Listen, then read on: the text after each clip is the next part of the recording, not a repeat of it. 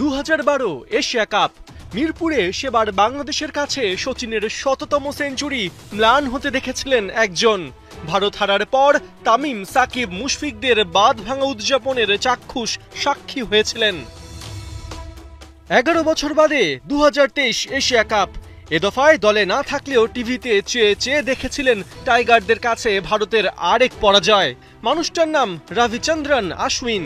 এমন ইতিহাস থাকার পরেও যিনি কিনা এবারের এশিয়া কাপে বাংলাদেশকে গোনায় ধরছেন না। সোশ্যাল প্ল্যাটফর্মে বলে বেড়াচ্ছেন বাংলাদেশকে নিয়ে তাদের মাঝে কোনো কথাই হয় না, কারণ ভারতকে মোকাবেলা করার সামর্থ্য নাকি নাই টাইগারদের।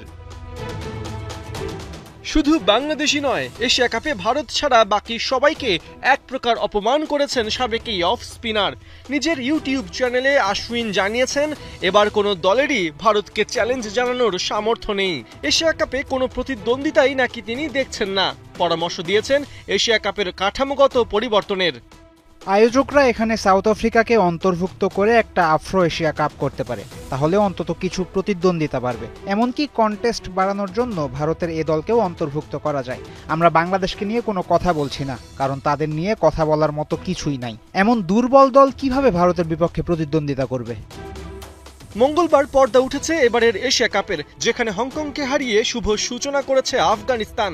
এই আফগানদের নিয়েও অশ্বিন নিজের অ্যালার্জিক মনোভাব প্রকাশ করেছেন। গেল টি-20 বিশ্বকাপের পর 20টা টি-20-র 16টাই জিতেছে ভারত। এমন দলের বিপক্ষে রাশিদদের কোনো চান্সই দেখছেন না অশ্বিন।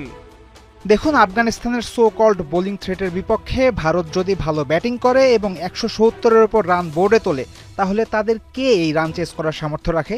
এটা প্রায় অসম্ভব। শুধু প্রতিপক্ষ দলই না, এশিয়া কাপের ইম্পর্টেন্স নিয়েই প্রশ্ন তুলে দিয়েছেন ভারতের সাবেক এই ক্রিকেটার।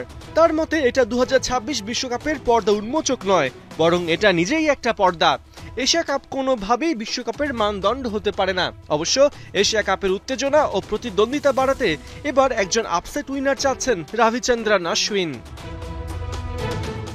হুটহাট বাগাড়ম্বরের জন্য অশ্বিনের খ্যাতি বেশ পুরনো। দেখার বিষয় এশিয়া কাপে যদি এবার সুযোগ মেলে, তবে তৃতীয় দফায় ভারতকে হারাতে পারে কিনা লিটনরা। পার্থ বণিক, ৭১।